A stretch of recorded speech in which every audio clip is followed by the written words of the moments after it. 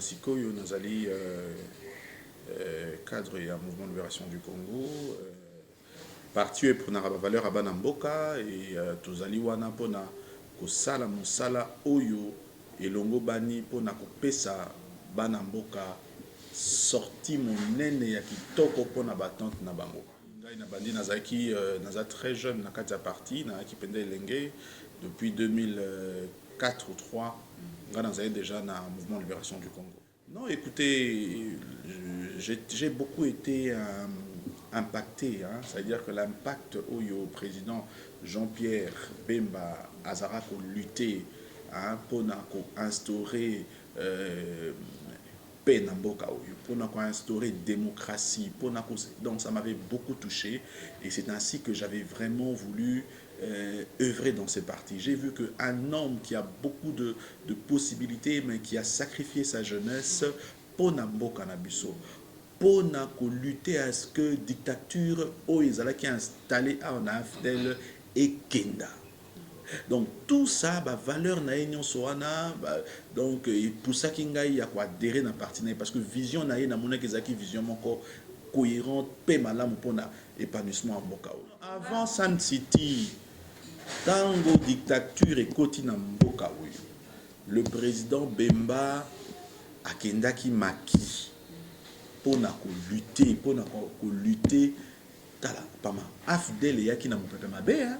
Afdel yaki awa ezaki loko alika mosusu ba pesi na bato bazalaki régime makala code 32 to kanisa qu'on dirait que dictature en Mobutu ki ke bango ba yena lika mosusu bango ba yaki sous na dictature bango ba yaki awa sous na makambo na bango wana ya kamata sala boy et Jean-Pierre Bemba visionnaire ya instauration à démocratie na mboko yo moto alita ki pona bato ba fanda ba solo la ezalaki Jean-Pierre Bemba asenga ki était ba politique ba kota hormis bato bazali na ba groupe armé bazali ko sabaka ezalaki Jean-Pierre Bemba. Donc il a eu à beaucoup contribuer pour ce pays.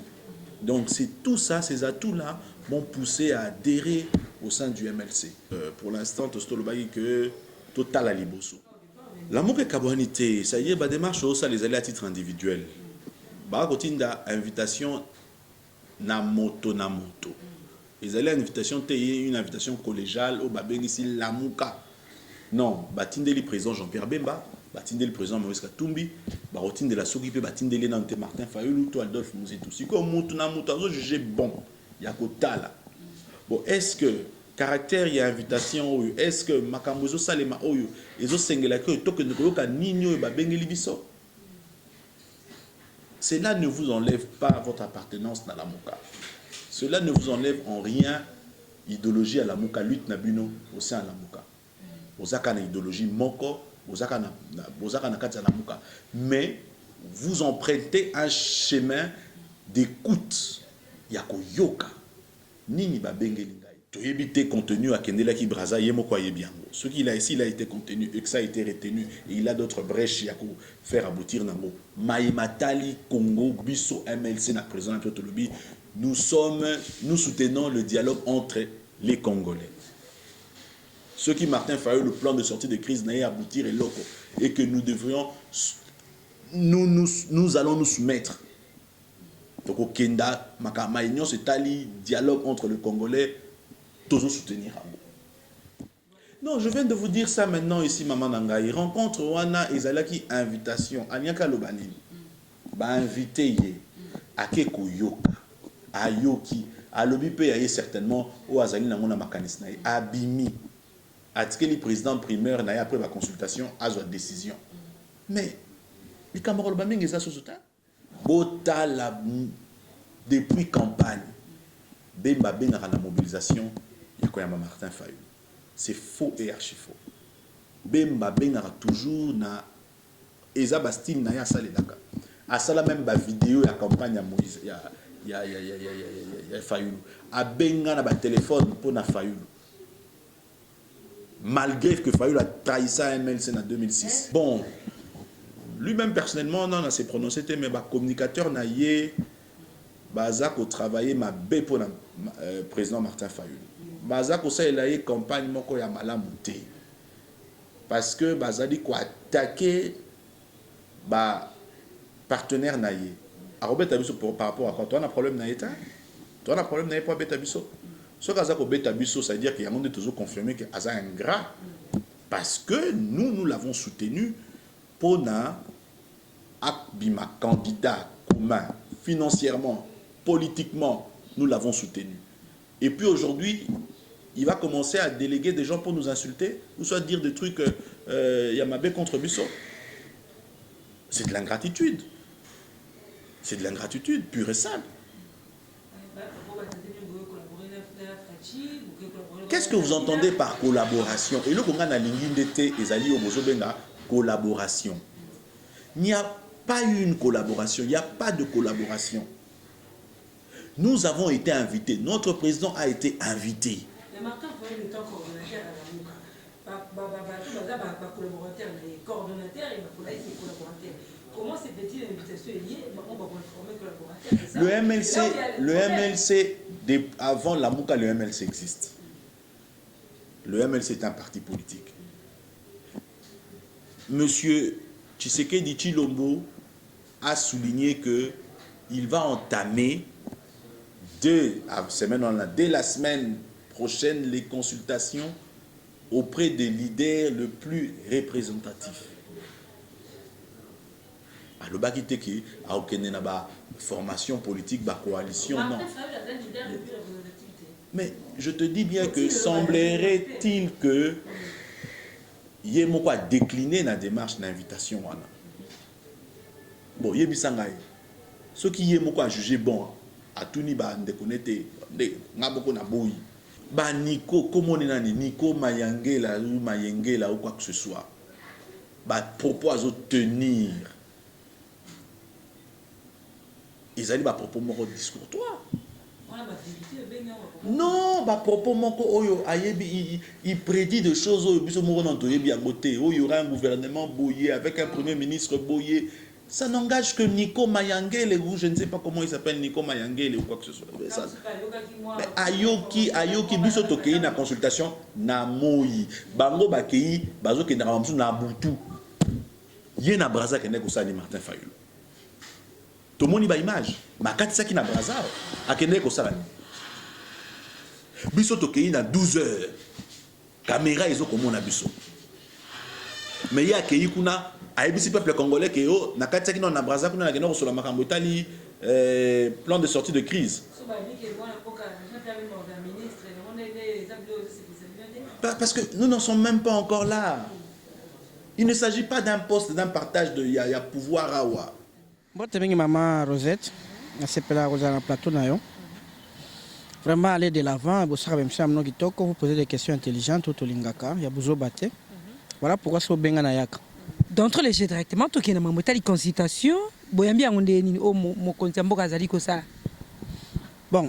il est prévu dans la constitution que Mokonzi Amboka a consulté Batou. C'est normal. Il y a un lancé qui peut présenter une invitation. Ayaki basolo les piazongi makameze pa na ye yende a ebi makansinye zane na mutu. Bon, il faut dire quelque chose. Naoka ki a lobby que azo consulter bateau pour makambo gouvernance eza malamu te et puis accord moko te zali likolo ya constitution tout ça. Bon, c'est bien beau mais là on a na mon un peu moi bien té na démarche na eza que azana kata lisanga moko d'abord azana mutu akash avant comme président à part mutu akash azana accord na coalition na FCC ma beza la qui fait d'abord avec no batuninga ne ya cash asoli bobo mo tene totama na batu moni nenge nini ba pesi maele sili akai bisi batu mo tike tozaka na blocage quel pas dans la comité de suivi moko na kati na bango mais pum pum abimimbala moko aye lobi na comprendre abi azo yamba bato ya INC lelo oh pour ça bango na kati ya kashi fait boso l'avant ce que zo bango à part ça veut dire quoi ya nga bima ye moko asa tchaba pota bato tu yenda bima nani bon na ebite tota non ni sukela na Congo makanisi zanga te nga ba kutu po bochanga ministre sala kwa sikate po bato basi ba raisonna ba idée za kana ba coffre ebi ke to saka dialogue nini concertation nani Kabila salaka dialogue na 2013 ba misaka 638 résolutions ba salaka 3 to makamyo sezali to sa conférence nationale ba résolution ezali makama sikezate ya ko perdre ka batang ko fana ko yambaka bato tout ça bozwa kaka yango botia volonté bo salela musala to perdre temps pamba yango na lobby ezala direct okwani ko sa bato so ke mai ezali te courant ezali te yo président sa nini sozo kaka na gouvernement est-ce makama ko yebiso yango wana non au concerter bato pona nini olingo bo ma coalition lingo sala nini babi non respecter constitution bango na majorité na bango na nini mesure ya kozwa tanzamba opinion yete non mais il n'y a pas sans majorité non mon angote ceux qui a violé la constitution va condamner pour trahison sans majorité et bon bato ba député mtu tozo kabazo kende déjà ba sénateur mtu bazo kende déjà ba député na ba yebiso ko longo na nini te au perdre siège na yo ba ko kende ba perdre ba si plaire ba koma majorité ko se maintenir c'est impossible à comme na majorité non c'est impossible bon nayebi te po nazoyoka bazoloba boye bato abati soki baye bato ya Moïse baye MLC baye banini bon na nombre ndenge na yebi te okoma 251 te parce que makambo ndenge esalemaki ye moko Kabila aza so na 343 ye moko ata so bato mosusu baluki akotika ata na mama 280 azalaka na majorité na loto perdre temps te côté wana et puis après yo ozwi bato wana osali bundumba olongoli mwasi na libala webi ngai yake pa na ngai mais comme exigeante pa na oti yako gérer bato wana soki 300 baye na osala intérêt mboka baye pourquoi baye bazobanga bamoni que peut-être Kabila sota makasi te nde bazoye pa na ye mais c'est exigeant Kabila passé tout ce temps ko maintenir bato wana yako enfermer les yeux bazoyiba pona nini pa basala la ete lui aussi Félix fera le même et le peuple dans tout ça par rapport à consultation ça sert à rien ngana mona consultation nango bien ndenge ya ko sala mais il perd son temps et puis nazo mona ndenge nini ya ko ma solution na mboka te donc ça sert à rien le pays va très mal azonga na coalition na eba solola batia intérêt peuple ka liboso esili solution ki nini quoi que jamais on peut azolo baté nani oyo Jean-Marc Kabunda ba ke na parlement pa basala congrès ba dépensaka 7 millions batunier atomboki balongoli eloba kasi alors que koloba tout le monde te comme aventure mais finalement ça tout se pelato ça la bien ozipe munini mutuka ba petit na toko sa mission na mbandaka tomatina kare runzelama ya mutuka timbana se pe mission tozongi et que comment na Congo pourquoi pas kaka makamona oyo boye il va cointer Fati va voir les OK aujourd'hui suprématie Kabila zaki na nyoswa na Congo il contrôlait toutes les provinces il avait la justice à développer Mbokate attention Fati Azulelo so za idée de développer Mbokate ça sert à quoi en fait kino esali nini akele na nini na riflar akele bana mane bakino bazo vivre akele babumba mane bakino bazo vivre zo bakino c'est ka kino po musique ya wenge mais non kino metala ni bakino bazo vivre analyse ça et Bemba est très poli vraiment quelqu'un qui met du l'intérêt de l'état Liboso il a eu l'invitation seul aya il est venu à Sololo azaki ya kuzula azongi na place na azongi msana ya kopesa bato msala parce que kuna zo sala asali zina mafuta bato zo kata bilanga lui dans la aza chômeur aza en opposition mais apesa bato msala azo aider communauté ne ba sa ba savon dans société na bango il était vice-président ya nini mais avant asala comme celle à un âge à 29 ans. À côté de la politique, Bemba n'est pas quelqu'un qui a le pouvoir. Ça fait 10 ans qu'il a été en prison. Abimi, ça fait 2 ans aujourd'hui, 3 ans. Il vit. n'a pas un bon à l'État, il vit bien. Donc c'est pas quelqu'un qui est là qui va question ben comme le là qui est bon à l'État. Qu'est-ce qu'il va proclamer qu'il a 8 qui n'a ça qui n'est. Yo ko lobanim. Mais ce qu'on l'ingé ko défendre le na hot. Bien ne peut ça qu'est-ce que ben ben faire ça na za machine na salle à bloquer là za partout na Bujima wapi. Si vous saviez que c'était votre pouvoir. Fallait défendre notre psycho pouvoir qui a failli les hommes en allélo. Il a dit qu'il y avait tricage, il y avait deal. Pensez-vous que si Fayoul était là, tu étais dans la situation était. En tout cas, pour Fayoul le quoi Azapé Félix était un gars même à peine n'engagé moussous. Je dis pas qu'il n'y aurait pas eu crise, qu'ils engagent à peut-être engagé à traiter autrement. Est-ce que ça n'engage qu'à toujours dans la province de Bisso toza qui na plan na biso alngaka Fayoul a un 9 députés. Bon qui sait n'engagé. Un 9 députés. 9 députés, oui. Oui, il y a 9 députés. Non. Gestion n'a que la autre. Tout le monde tomi la teni bazo la lelo. Oh, quand la jambe au sala non de musala. Ce que ça nous sano bien, peuple comme on a que ça musala. Bien ça musala bien. Au côté qui réserve 1 milliard 800 millions. Aussi c'est un tout. Au lieu les bambongo, et la si c'est mbongo wana coalition côté qui na gouvernement côté qui na noté. Vous avez qui yo moko zo bolombongo. Sikoyo. Va bloquer on a nini. Non tout ko sa population. Population n'est pas qu'un des chefs. Ngana za makambo côté la Fayoul te ngana epsa bino ngana kota kana ba na ngina ba discussion c'est c'était na ba c'est qui est correct. Ce qui monta Fayoul moko attaquer mutabemba moi je condamne. Ce mutabemba moko peut attaquer Fayoul dans sa personne je condamne. Bazo comprendre pourquoi nous devons du jour Congo se soit tempé tout ce qui était sur individu. Pourquoi ça ne va pas prendre fin? Discutons sur les idées. Et ce qu'on a fait la critique, qui nous disent est-ce que répondre à une invitation c'est mauvais? En quoi on travaille les pères à répondre à une invitation? Ou démontrer un gars. Comprenez? Nous avons une discussion, on a tel boy, les gars, t'as bien, maman, ils vont ne boyer. Ni n'a rien goûté. Tu prendre mon temps pour ça. Bon, règlement est lobby que le président, il y a bureau et assemblée par son président, a présenté un bilan chaque fait à Nindenge à Géraki. Ce que vous présentez était Bakoki Kolongola. Alors il a constaté que Maman Mabunda a salaki angote. On dit que c'est normal, c'est légal. Maman Mabunda, Bakubenga ya représenté ba nini nae ba moyen de défense nae. Toi apprendre na démocratie, démocratie a passi hein. Démocratie passi na émission.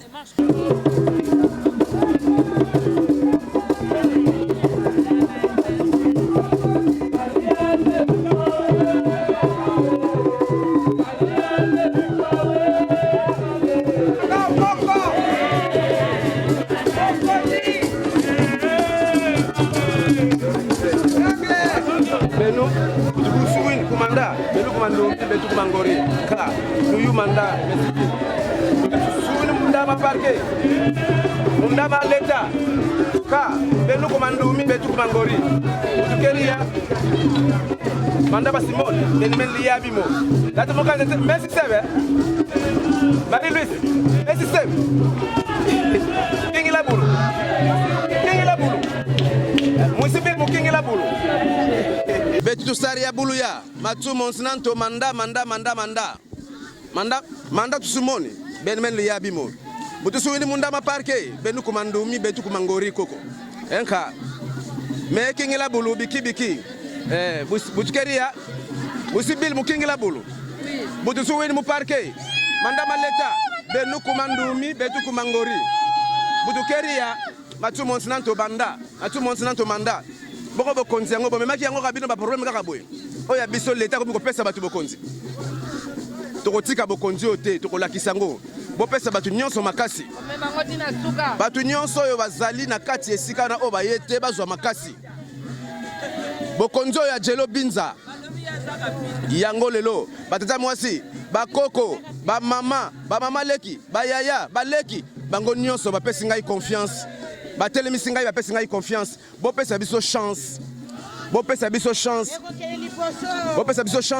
mwana nyonso ya famille oyo azamenize musala na ekende wawa oyo azali ateka nguba na kwen oyo ateka fufu oyo atangisaka oyo azali chauffeur oyo azali ba activité na ye oyo azali ba boutique na ye bola kisaka bino nde bokataka mabele oyo ya Kishasa toza na pouvoir likola mabele oyo Anka projet tozala ngo ya kosala cérémonie na ba érosion Boko bimabino nyonso boko zala na biso elongo. Gouverneur de la ville a valorisé biso. To sala ba cérémonie mboka ezonga ndenge zalaka.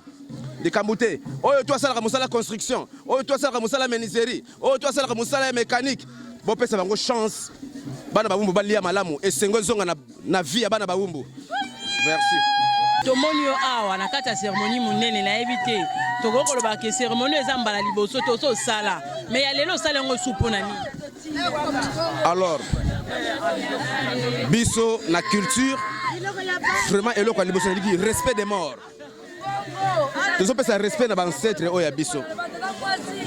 Po, lelo tokutana suna libota na biso na kati ya esika oyo.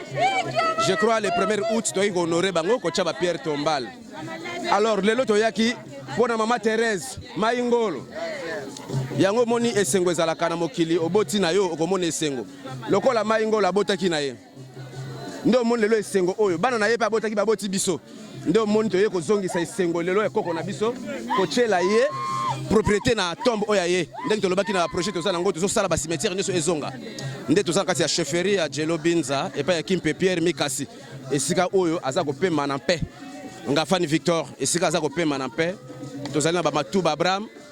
Donc cimetière na biso oyo to sepelaka mingi na président Mobutu oyo asalelaka biso clôture oyo vraiment a valoriser ka biso. Ndenge pe lelo oyo biso moko toza kolemba te. Toza toujours koya ko tia propriété nango.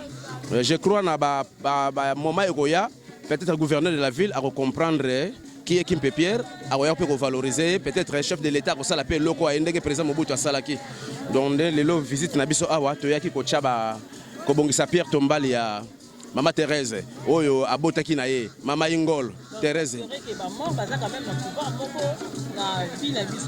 Mais oui, maman, mais oui. Au monde lelo, oyo ekomela bango.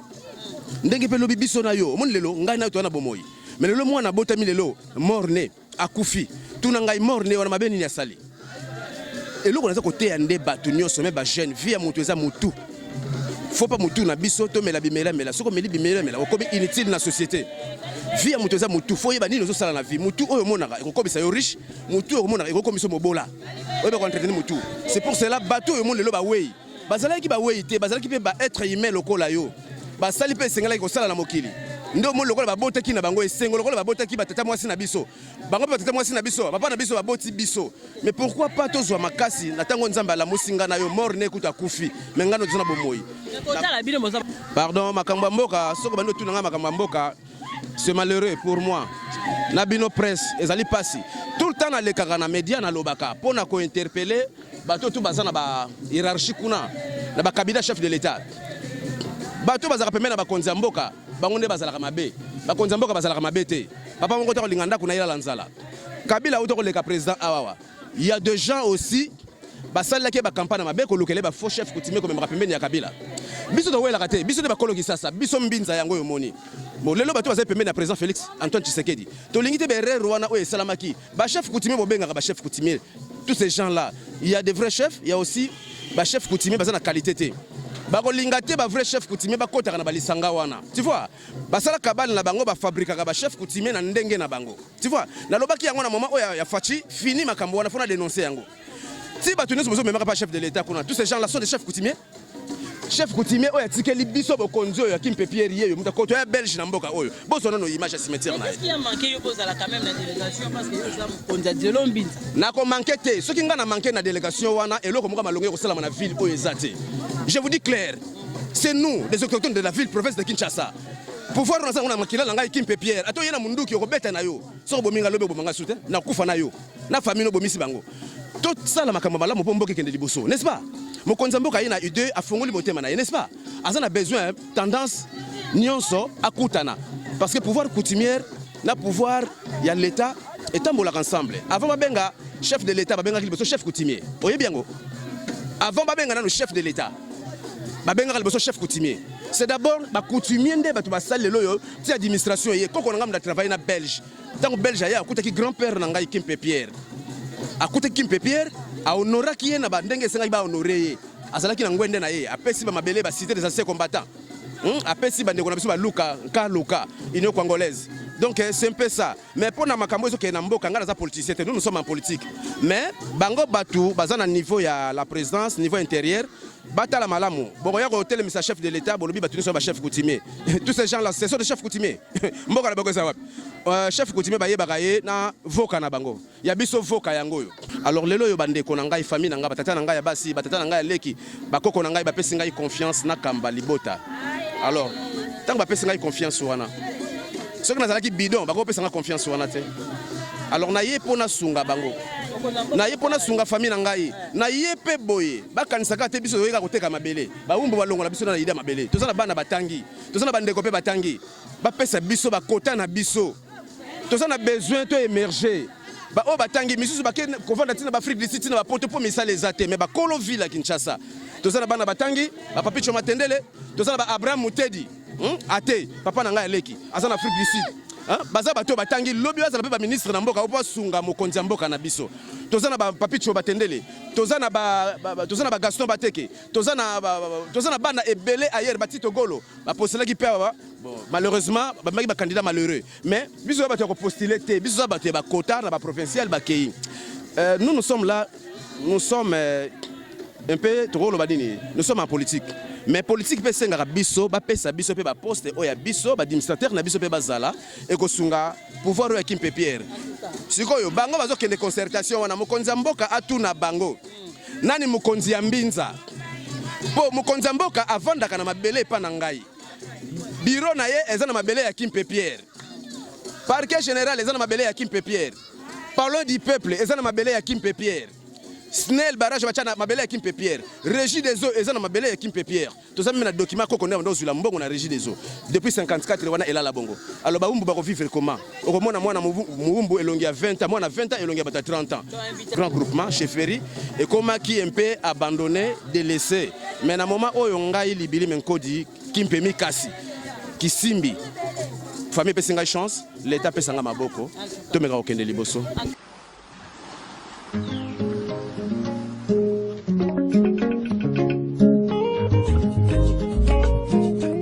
Thank you.